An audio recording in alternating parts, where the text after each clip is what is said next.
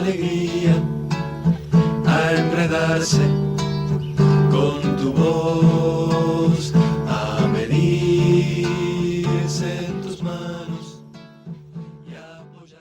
El triunfo del no, el 30 de noviembre de 1980, es uno de los hechos más relevantes de la historia reciente.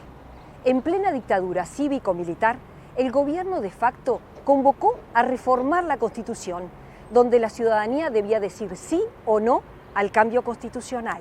Luego de 7 años de instalado el gobierno de facto, la ciudadanía concurría a las urnas por primera vez el domingo 30 de noviembre de 1980. La importancia de los partidos políticos uruguayos. Los partidos políticos uruguayos tienen un peso muy grande, son muy añosos y están en el ADN de los uruguayos. O sea, por más que estuvieran ilegalizados o hubiera políticos proscriptos, el peso del partido era importante y funcionaba en los ciudadanos. O sea, el mensaje del partido político pesaba. Entonces, se sabía que tanto el Partido Colorado como el Partido Nacional o el Frente Amplio de la clandestinidad apoyaban el no. Y eso pesaba en la ciudadanía. Eso por un lado. A mí también me gusta pensar el peso de los militantes. Acá hubo muchísimos anónimos, muchísimos militantes anónimos que jugaron fuerte, que se jugaron la vida incluso, que se jugaron quedar presos y estar presos en algunos casos. Bueno, esos militantes de organizaciones sociales, de organizaciones políticas, de las iglesias, también tuvieron un rol sumamente destacado y fueron los que llevaron el mensaje a cada punto del país. La comunidad internacional jugó muy fuerte, muy fuerte. Estaban todas las miradas puestas en Uruguay por un lado.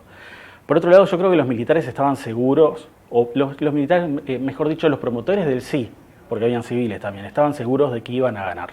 Entonces, era difícil que hubiera fraude. Y también yo le doy una importancia grande a Germán Araujo y el trabajo que se hace desde la 30, que funcionó, hizo una especie de boca de urna. Si bien no existía el boca de urna en esa época, hizo un trabajo en donde se cubrían los circuitos, desde los circuitos se iba a una casa donde había teléfono y se informaba hacia CX30 de qué era lo que estaba pasando. Y tenían los datos. Germán Araujo y el CX30 llegan al resultado de la elección seguramente muchas horas antes que la misma Corte Electoral y que el mismo poder militar y civil que promovía el sí. Y dice un mensaje bastante críptico, entre líneas, hoy ha triunfado la democracia, dice. Quédense en su casa, pero hoy es un día muy importante y nosotros tenemos los resultados. La gente se dio cuenta de que ya se había ganado, era muy difícil después cambiar el resultado. Y bueno, la campaña la hicimos con los muchachos de la Corriente Ballista Independiente, que se constituyó para eso. Ahí decidimos formar el grupo con Manolo Flores, Roberto Aciaín, Enrique Alonso. Redactamos un manifiesto que tenía 2 partes. Una parte general, digamos, de una reflexión política general sobre por qué la Corriente Ballista Independiente, una explicación sobre la situación del Partido Colorado, lo que se pretendía hacer. Esa la redactó Alonso Fernández. Y después los argumentos por el no, que yo me acababa de recibir de abogado, entonces me eligieron a mí para que redactara los argumentos jurídicos por el no. Ese era el manifiesto constitutivo de la CBI. Y bueno, y escribíamos como podíamos en la semana del día, después salió Pinar, y nos reuníamos para hacer las cosas que se podían hacer, que no eran tantas tampoco, ni había medios para hacerlas, pero reuniones en casas de familia. Íbamos a los boliches, los antiguos bares de esos que hoy hay tan pocos, pero uno iba y se ponía a hablar en voz alta, porque esto y aquello. Nos parecía que es una acción muy eficaz.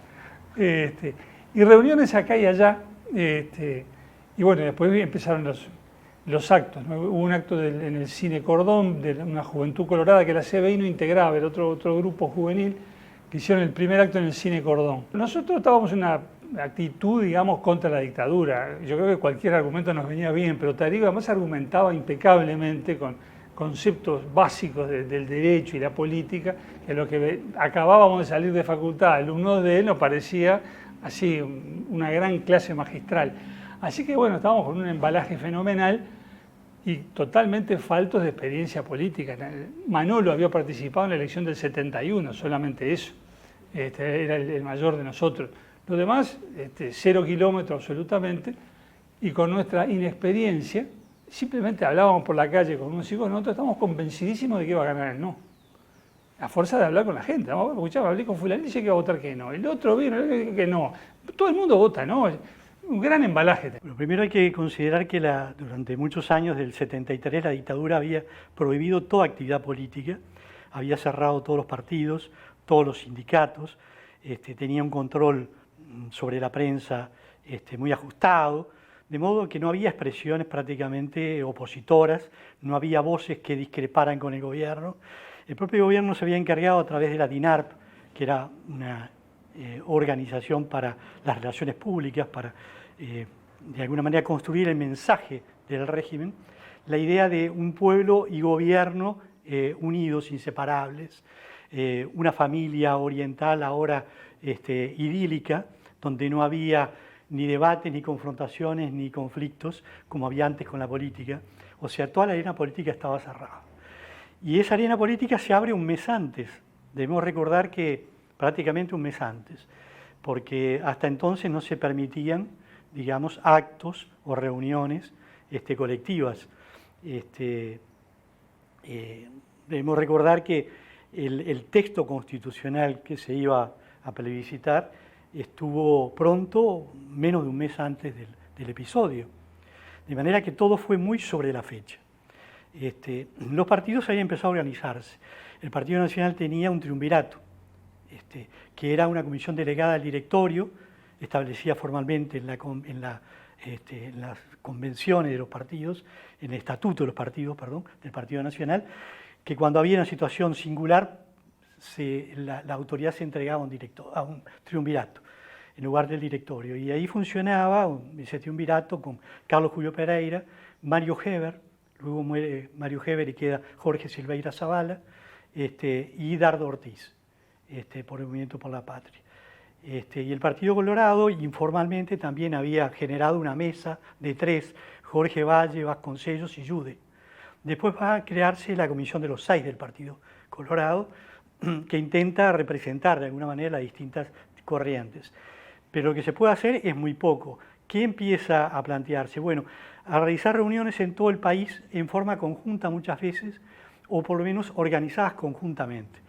¿Qué quiere decir esto? Bueno, que por ejemplo en Cerro Largo había una reunión y organizaban los blancos, iba allí Carlos Julio Pereira, Jorge Valle llamaba desde el Partido Colorado, digamos, a todos sus dirigentes en Cerro Largo y decía, está Carlos Julio allí, hay un acto, ese acto es nuestro, Carlos Julio somos nosotros. Jorge Valle hacía un paysandú. Carlos Julio Pereira llamaba a los blancos de Paysandú a decirle, hay un acto, va a estar allí Jorge Valle, los que hablen allí del Partido Colorado somos nosotros, Jorge Valle es hoy nosotros, es decir, había una acción conjunta. Por supuesto, estos dirigentes ni siquiera podían participar de los actos, estaban proscriptos. Entonces iban al boliche de la esquina, se paraban en la plaza del otro lado donde había un local donde se realizaba el acto porque los actos eran todos cerrados.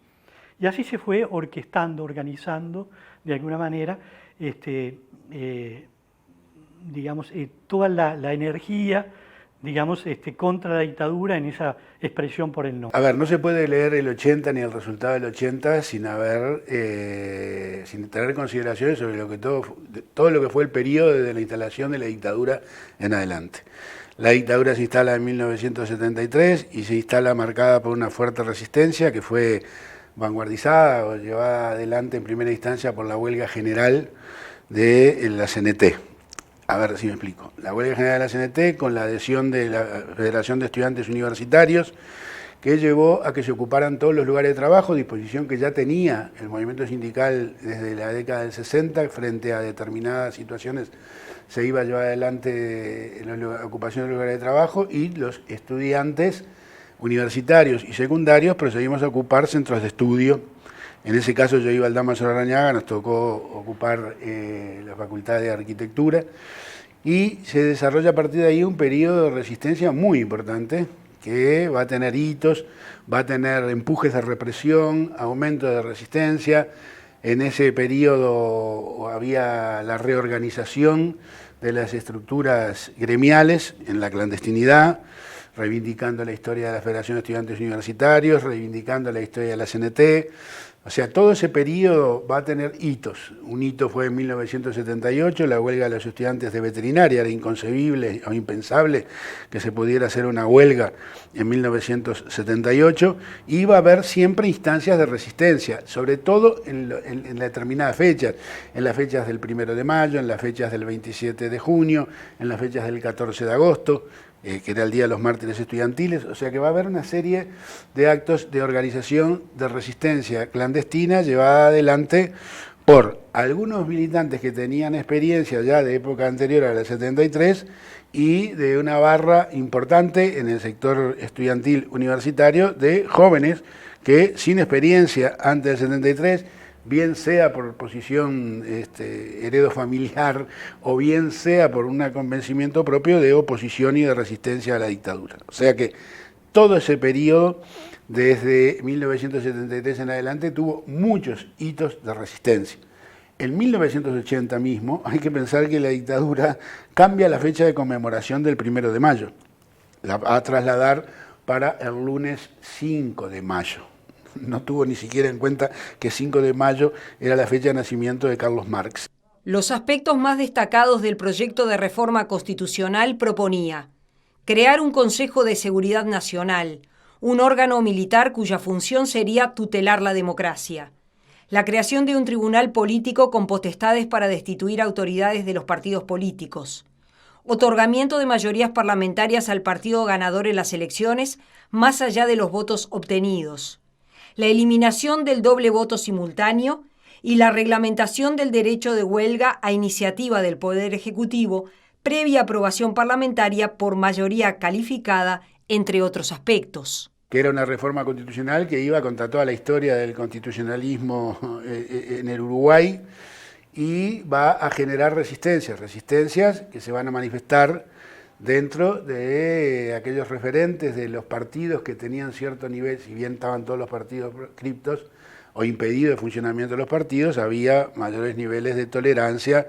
sobre los partidos fundacionales y a partir de ahí se van a empezar a tener manifestaciones de referentes, que algunos de los referentes de los partidos históricos fundacionales, estoy hablando del Partido Colorado, del Partido Nacional, si bien estaban algunos proscriptos, otros podían tener ciertos niveles de pronunciamiento y se va a empezar a dar un proceso de acumulación desde el punto de vista político y desde el punto de vista social contra la reforma constitucional, contra el texto de reforma constitucional. Ya voté, sí, por el no, por supuesto. ¿Por qué voy a estar? No me preguntes porque me parece todo demasiado vergonzoso. ¿Sí o no? No. ¿Sí o no? No, por supuesto. No, para nosotros no, por supuesto. ¿Y porque sí? Porque no sirve para nada. Sí. El sí no sirve para nada. Parece que no. ¿Por qué? ¿Por qué vota por no? Yo qué sé. ¿Por qué vota por sí o por no? Por el no. ¿Por qué vota por el no? Porque estoy conforme con la vieja Constitución. El 30 de noviembre de 1980, los uruguayos votaron no con el 58% de los votos en contra, frente al 43% que votaron a favor. La reforma constitucional propuesta por la dictadura fue rechazada. El resultado del plebiscito fue un golpe para un régimen que había dado un golpe de Estado. El sí al cambio constitucional contó con el apoyo publicitario del aparato del Estado y la mayoría de los medios de comunicación. En cambio, la campaña del no era a partir de reuniones y acciones clandestinas que protagonizaron los partidos políticos uruguayos. Sí, por mi país, sí, por Uruguay, sí, por el progreso y sí, por la paz, Sí, por el futuro. vamos a votar, sí, por la grandeza, sí, de mi Uruguay. Dígale sí al progreso y a la paz. Dígale sí al Uruguay. Sí, por mi Uruguay.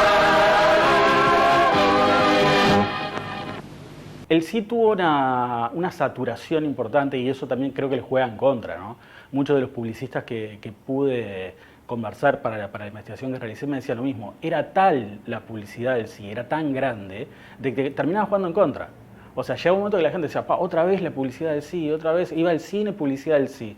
Ibas a una institución pública, afiches del sí. Prendías la televisión, publicidad del sí. Entonces llegaba un momento que generaba determinada saturación eso. Entonces ese es otro elemento que tiene mucho peso en el resultado final, la saturación que terminan realizando los promotores del sí. Se van a empezar a hacer manifestaciones de pronunciamientos contra la reforma constitucional y a favor del no.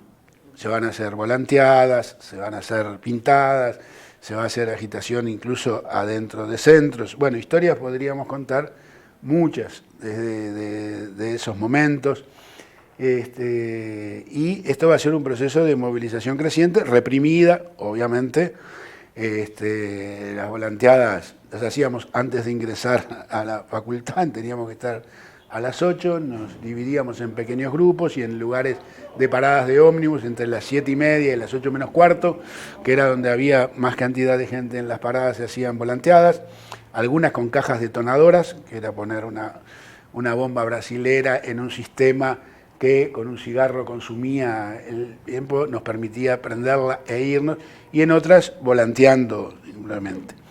Los colectivos de estudio adentro de los grupos de estudio, bueno, había algunos que tenían mucha actividad militante, algunos eran formados generalmente por compañeros que compartíamos la oposición a la dictadura, y ahí programábamos el tema de participar en las tareas que se asignaban y que se distribuían en ello. Me acuerdo que estábamos cursando Facultad de Medicina, estábamos en clases en el Hospital de Clínicas en ese momento, y hacíamos las actividades y alguien quedaba en la cantina del hospital, que estaba entrando y a la izquierda, relevando cuando íbamos llegando los que habíamos salido en grupos a volantear o a tener de noche las pintadas, de mañana temprano las volanteadas, y esto fue increscendum permanentemente.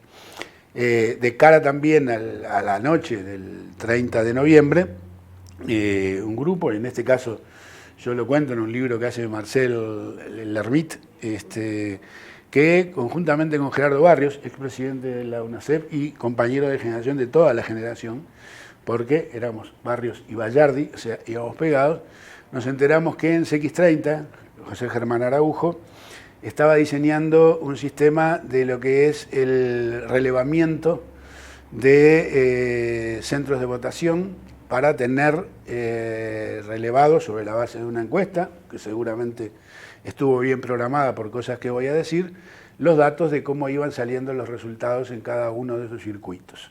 A mí se me había asignado la responsabilidad, o tenía la responsabilidad en el teléfono de la casa de mis padres, que estaba en la calle Garibaldi, donde yo vivía, el de estar a partir de determinada hora, desde las 8, ese teléfono iba a ser dado a los que estaban en los distintos circuitos que eran muestrales, de muestra, para que informaran los resultados de cómo iba saliendo el resultado de los respectivos circuitos. Yo digo que la muestra estaba bien hecha por cosas que voy a decir ahora.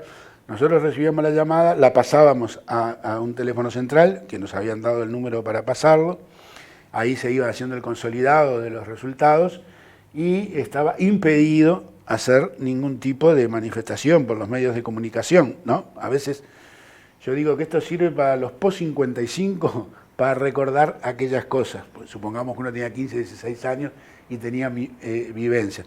Para los sub-55 sirve para enterarse de muchas cosas que estuvieron planteadas en ese momento. Volverá la alegría a enredarse con tu voz, a medirse en tus manos y a apoyarse en tu sudor.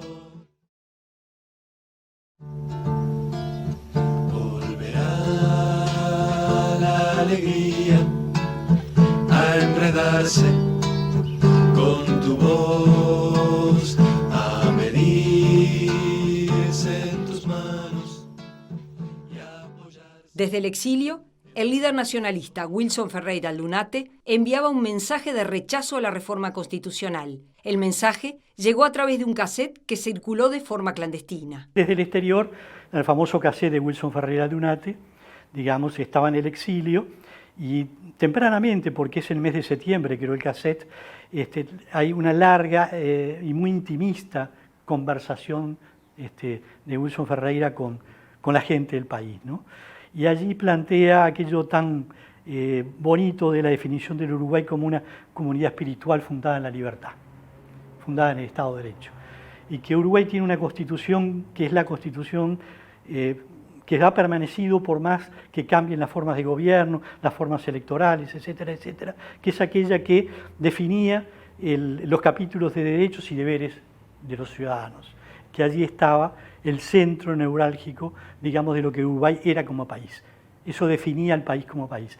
Y entonces en ese argumento le estaba diciendo a los militares: el proyecto de ustedes no solamente es un proyecto autoritario, no solamente es un proyecto antidemocrático, es un proyecto antinacional, es un proyecto antipatria, que era una cosa muy fuerte decirle eso, digamos, a los militares. Y entonces estaba allí, digamos, la idea también de que algunos argumentaban de que había que salir, ¿verdad? Y había mucha necesidad de salir. Y entonces estaba el peligro de salir de cualquier modo. Wilson Ferreira llamaba la atención de que no se podía salir de cualquier modo, porque eso lo que llevaba era no a salir sino a entrar que en la lógica que los militares querían, que era revestir de formas jurídicas y legítimas a una forma autoritaria que hasta ahora se había impuesto por la fuerza material. Pero otra cosa era que el pueblo uruguayo le diera el visto bueno a eso y lo legitimara. Y ese era el grave paso que estaba, digamos, aquí planteado. Ese era el gran desafío que el Uruguay tenía. Y yo creo que si hubiera ganado el sí, Uruguay hubiera cambiado su alma. Aquello que lo definía como país, ¿no? Porque era asumir unas formas autoritarias como legítimas, avaladas por el pueblo. Entonces, en ese acto de decir que no, ¿verdad?, frente a una propaganda abrumadora y demoledora por el sí, que estaba en toda la televisión, en todas las radios, en 2 diarios, que estaba cuando uno subía al ómnibus en todos los colectivos, ¿verdad?, todo el transporte colectivo, que estaba en todas las oficinas públicas, que estaba en todos los liceos, en la universidad, en todos lados, los carteles por el sí, mientras que el no tenía expresión prácticamente, era una expresión semiclandestina casi, o en algún atisbo de protesta que se podía hacer. Todo el problema no es de ellos. Todo el problema es nuestro, de nosotros con nuestra conciencia. Un hombre libre es un hombre que, coaccionado, descubre dentro de sí mismo el poder y la alegría de decir que no. Ustedes seguirán luchando dentro de fronteras. Yo haré lo posible por continuar haciendo lo que desde aquí hago, contribuyendo al desprestigio del régimen que la patria soporta como única forma de defender el prestigio de la patria misma, diciendo: miren que esto nada tiene que ver con lo auténticamente nuestro, y defendiendo los valores de nuestra comunidad política, a la cual he entregado, a cuyo servicio he puesto mi vida entera. El viernes 14 de noviembre de 1980, a las 21:30, los uruguayos vieron por primera vez en 7 años, a través de Canal 4, un debate político.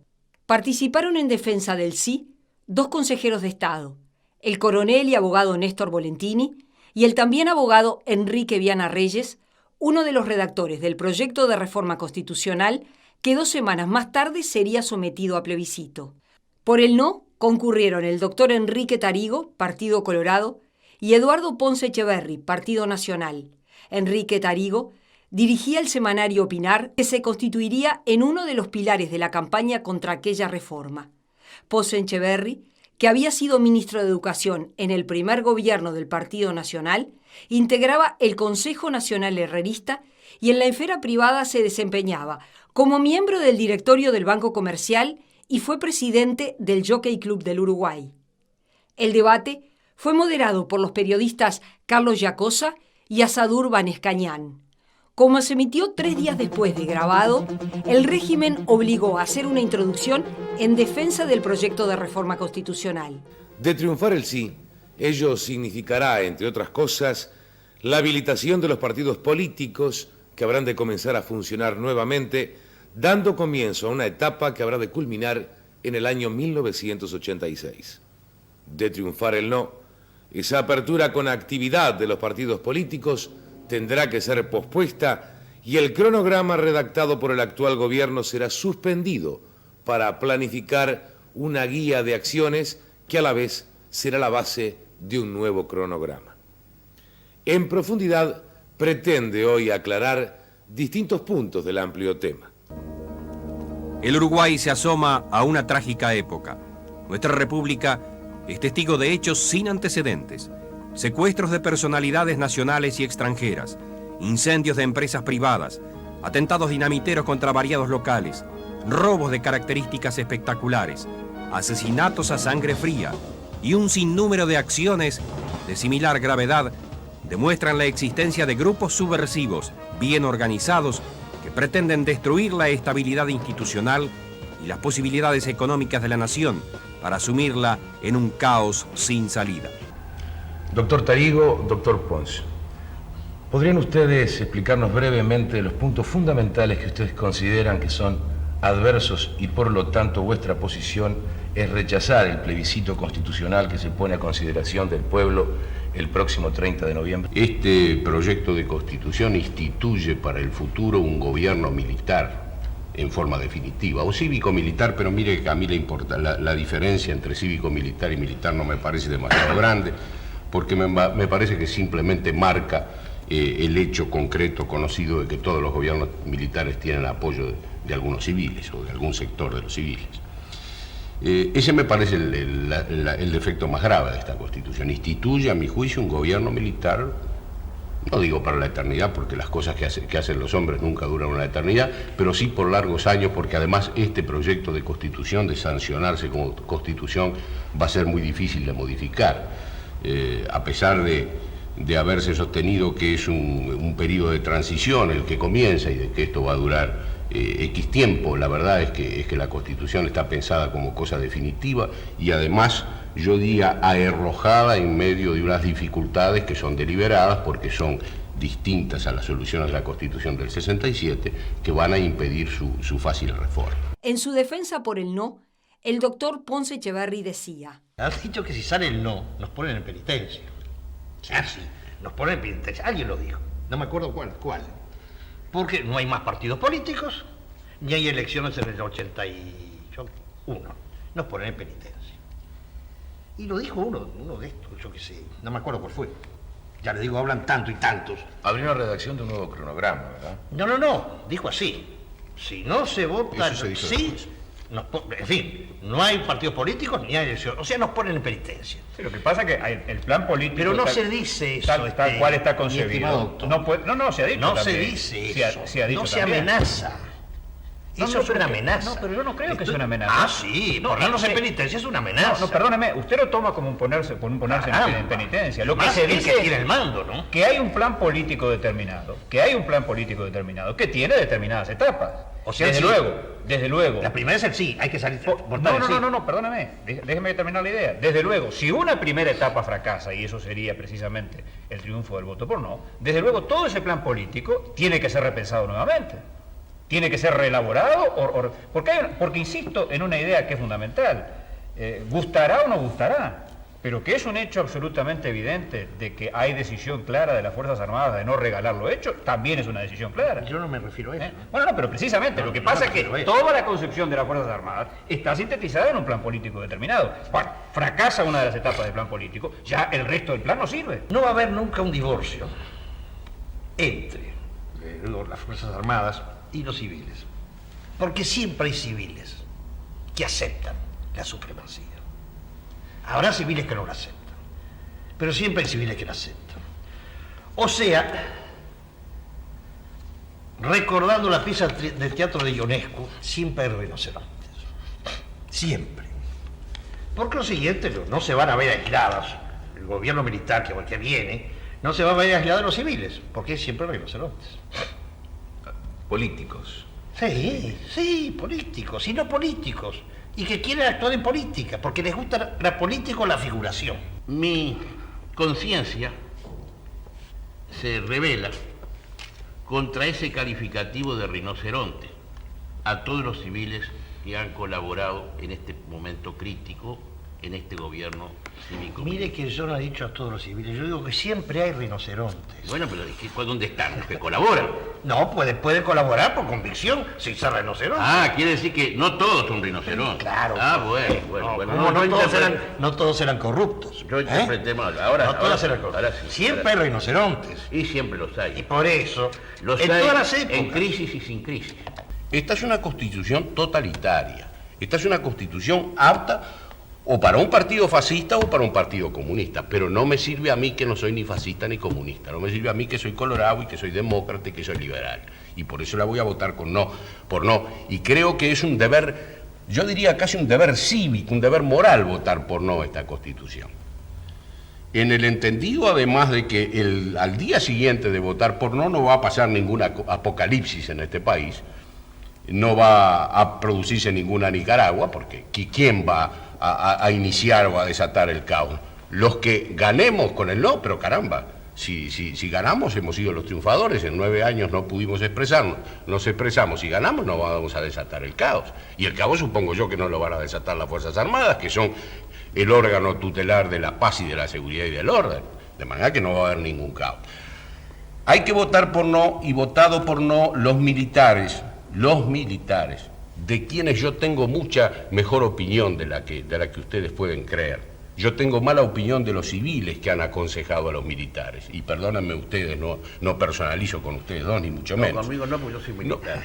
Muy bien, con usted no personalizo. No personalizo con el doctor Viana Reyes, lo digo expresamente, de quien tengo muy buena opinión. Pero creo que los militares han sido mal aconsejados. Creo que por quedar bien, por ser simpáticos, cada civil que los ha asesorado les ha aconsejado una tranca más y una retranca más, y por eso esta Constitución está llena de esas cosas, con las cuales uno dice, bueno, con 4 o 5 se pudieron haber transado, porque la transacción es razonable y es cosa de hombres razonables, pero no con todas las cosas que tiene esta Constitución y que la hace inaceptable. Pero digo, triunfado el no el 1 de diciembre, los partidos políticos de este país, el Partido Nacional y el Partido Colorado, yo me animo a decir, no tengo la bola de cristal, pero me animo a asegurar que tienen la mejor disposición de entrar a conversar con los militares. El gran mojón es el debate televisivo de Canal 4. Que si bien hubo más de un debate, se habla de que hubo un debate, 2 debates más en Canal 12, uno anterior y otro posterior, el de Canal 4, el que termina concitando toda la atención es el debate del 4 y el rol que tienen Ponce Echeverri y Tarigo, ¿no? Hay que ver el debate al día de hoy, ¿no? Hay muchas cosas que se utilizan actualmente en lo que son las técnicas de debate. Por ejemplo, la utilización de metáforas, que en esa época no se practicaba ni se ensayaba, pero la utilizaron. La metáfora que utiliza Ponce Echeverri sobre los rinocerontes termina teniendo un peso gigantesco en la sociedad. Y cada segmento social logra interpretaciones diferentes ahí, ¿no? Había gente que se daba cuenta que estaba hablando de los civiles que eran serviles a la dictadura. Otra gente entendía de que le estaba tratando de animales torpes a los militares, otros de cornudos, se llegaban a decir. Se decían 1000 cosas diferentes porque la metáfora era muy amplia. Entonces, la utilización de la metáfora en ese debate, hasta el día de hoy la estamos estudiando y analizando. Volverá la alegría a enredarse con tu voz, a medirse en tus manos y a apoyarse en tu sudor. Volverá la alegría a enredarse con tu voz, a medirse en tus manos y a apoyarse. ¿O prefiere que los partidos reciban órdenes del exterior? Haga valer su voto. Ciérrele el paso al comunismo.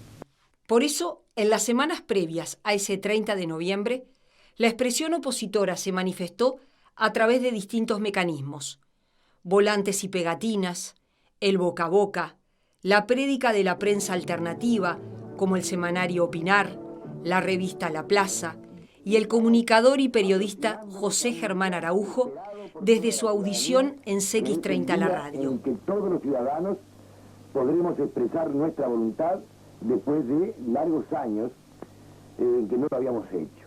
Yo trabajaba, estaba de guardia en el Círculo Católico, le pedí a unos compañeros que me relevaran para salir antes, guardia de practicante de oxigenoterapia, un servicio del Círculo Católico, y salí, me instalé en mi casa, empecé a recibir resultados y los pasaba.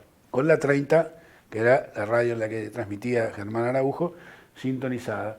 Y hay un momento que nos damos cuenta del resultado, porque Germán Araujo, que era el que estaba conduciendo esa audición ese día, empieza a decir que bueno, que ya están los resultados, que ya está una proyección de su venta de resultados, que no se podían decir los resultados, pero que pedía que no se saliera a la calle a festejar, que se festejara tranquilamente en las casas, por lo cual estaba transmitiendo con ese mensaje que el resultado había sido el que terminó siendo, o sea, el resultado fue el triunfo del no. Dos de los actos recordados en apoyo al no a la reforma constitucional fueron organizados por el Partido Nacional en el Cine Cordón y el otro por el Partido Colorado en el Cine Arizona. Nosotros hicimos el nuestro en el Cine Arizona, que es un cine que había en la Avenida Rivera que ya no existe más.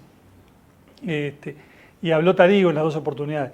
Tarigo era para nosotros el gran gurú, el gran referente. Nosotros habíamos entrevisto cómo había sido el acto Colorado, siempre con una racionalidad, con mesura. Bueno, el Partido Nacional aquello era un debunde, todos con vinchas, diciendo Wilson vuelve, gritando contra la dictadura. Y bueno, había más de 20.000 personas.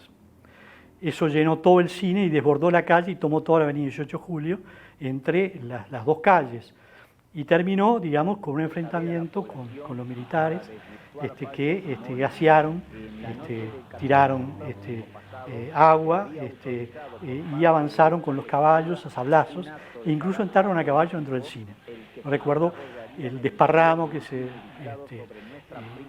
hubo cuando Lorenzo Ríos estaba hablando y entró la caballada y Lorenzo Ríos le gritaba que no interrumpieran una asamblea de hombres libres y aquello, bueno, todo el mundo gritaba.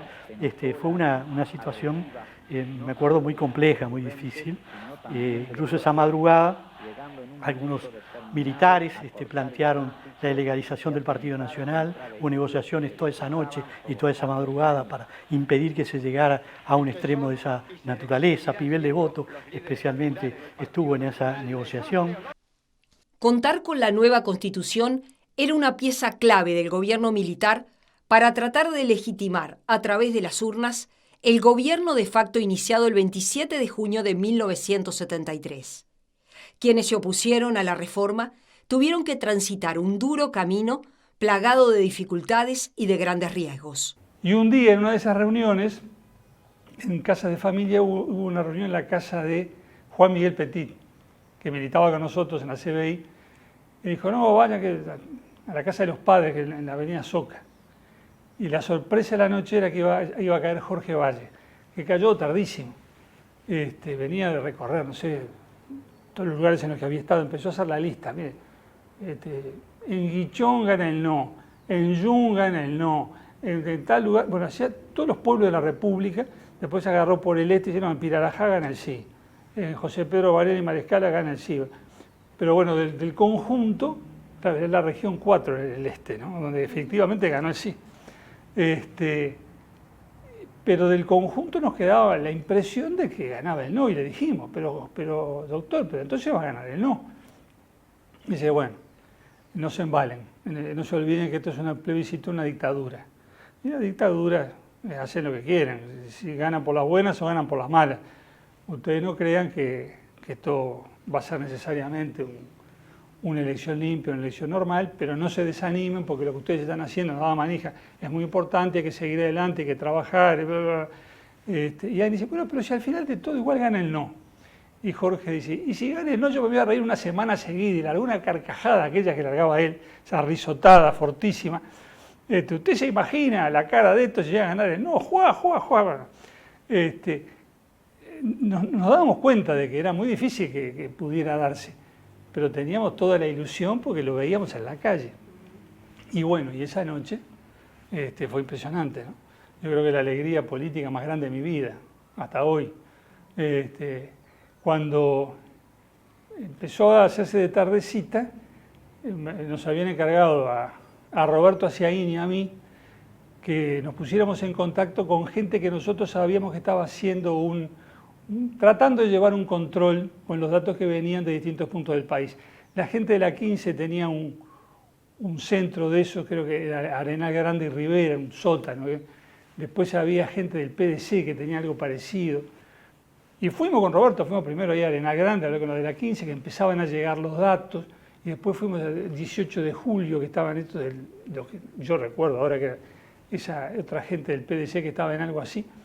Pero ahí empezamos a ver televisión en los boliches y se veía que ganaba el no, que no había ninguna necesidad de complicarse la vida porque estaban mostrando cuando abrían los sobres, salían las papeletas, gana el no, gana el no, el no, el no. Y bueno, al ratito se hizo evidente que había ganado el no. Bueno, la cosa no estaba para salir a festejar por 18, ¿no? Era todo gran prudencia, quietud, pero nos juntamos en la casa de un compañero de la CBI de entonces, que era Julio Herrera. Tenía un pequeño apartamento en la calle Lagunilla, creo que era en Punta Carreta.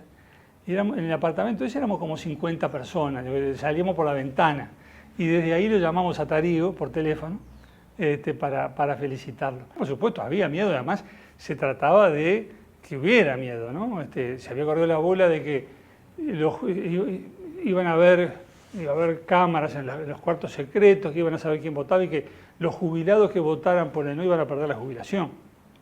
Bueno, y ahí uno trataba de no explicar que no era así, que bueno, había una propaganda, jingles, cosas, avisos, todo el tiempo. El no prácticamente no tuvo televisión, no hubo nada, algún aviso solitario en algún diario, alguna cosa, pero en absoluta falta de medios para hacer nada y un clima opresivo, era una dictadura, ¿no? Ese era el telón de fondo de todo aquello, y permanentemente recordando los hechos anteriores al 73, no queremos volver atrás, mostraban las bombas, los tanques, una cosa espantosa. Aquello era vencer el miedo, había que vencer ese miedo, ¿verdad? Y eso era lo difícil tal vez. ¿Por qué? Porque había 8 años de silencio. La dictadura jugaba con el tema del miedo, porque planteaba que el año 71, el año 72, el año 73, era el tiempo de la subversión, el tiempo de las huelgas permanentes, el tiempo que se adoctrinaba a los jóvenes, incluso llevaba hasta la exageración el planteo. Decía, ¿se acuerdan? Decía uno de los folletos, cuando nos querían robar a nuestros niños. Entonces era el miedo. Lo que pasa es que ese miedo tenía 8 años para atrás. Entonces había lo que los militares planteaban, luego era, ¿qué es lo que hicimos? Salto Grande, los puentes con Argentina, ¿verdad? La boya petrolera, no tenía que ver con la gente, no tenía que ver con el trabajo de la gente, con la vida de la gente. Era una cosa desprendida de lo humano, digamos, de la cotidianidad. Y por eso no entraba. Nosotros le preguntaba a Tarigo, pero doctor, ¿y que dicen que acá no hay ninguna solución? Dice, no, miren muchachos, los hechos políticos producen consecuencias políticas. Acá hay que votar no, tenemos que terminar con el plan político de la dictadura y después ya nos sentaremos a conversar, los partidos políticos tendrán que reconstituirse.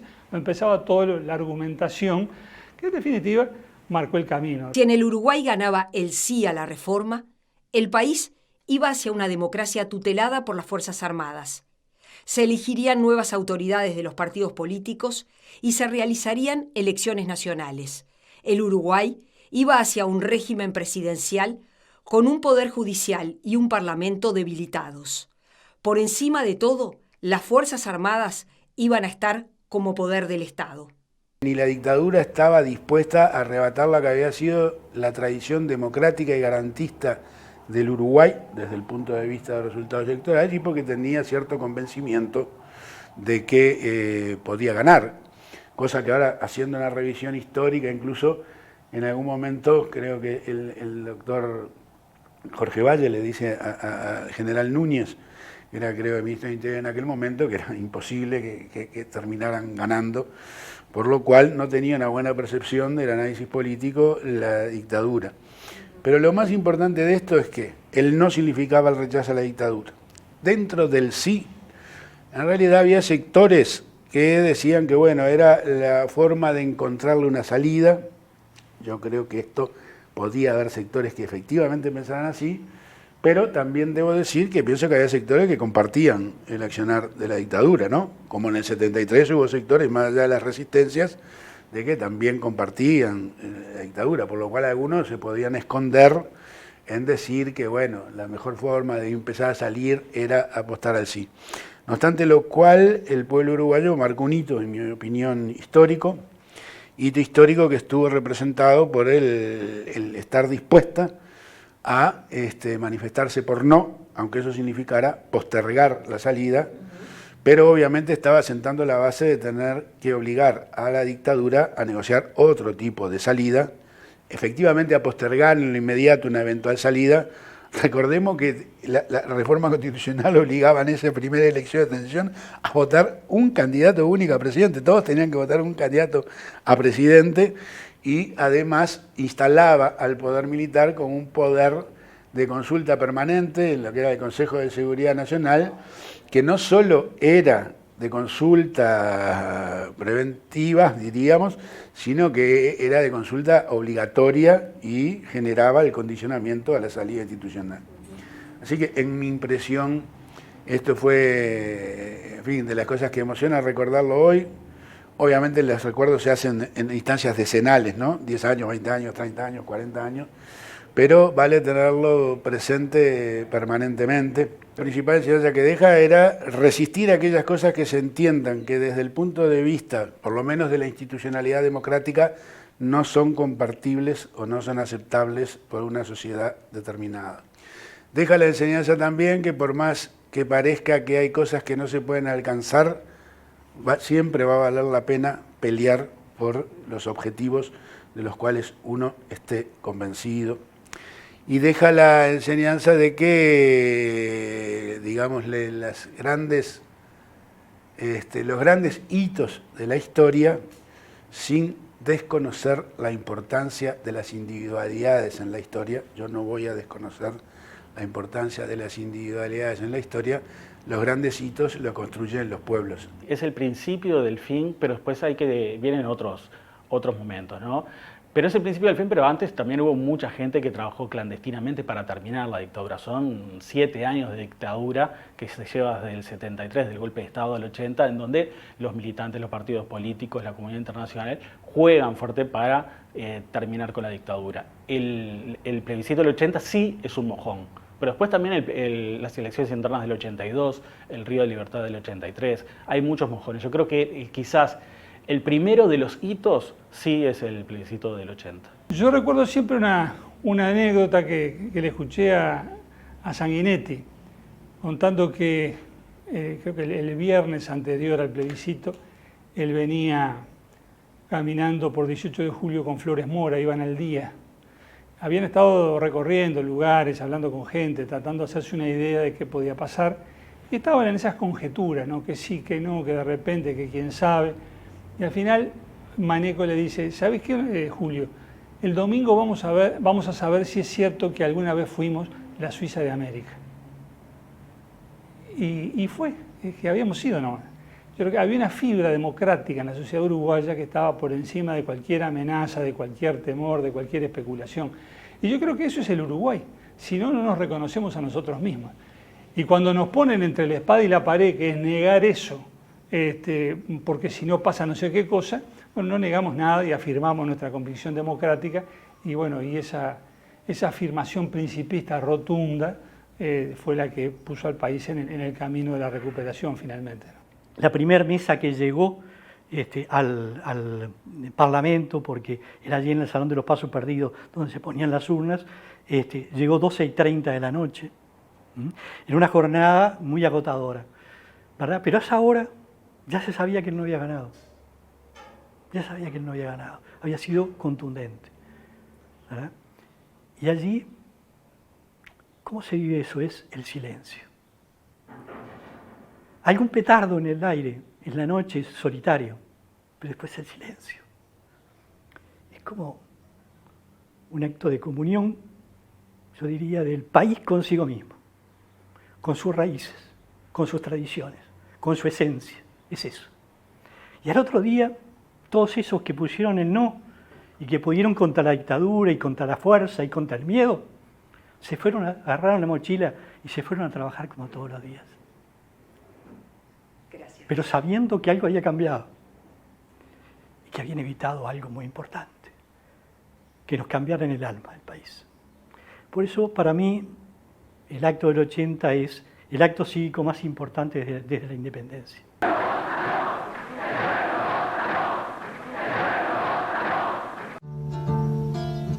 Volverá la alegría a enredarse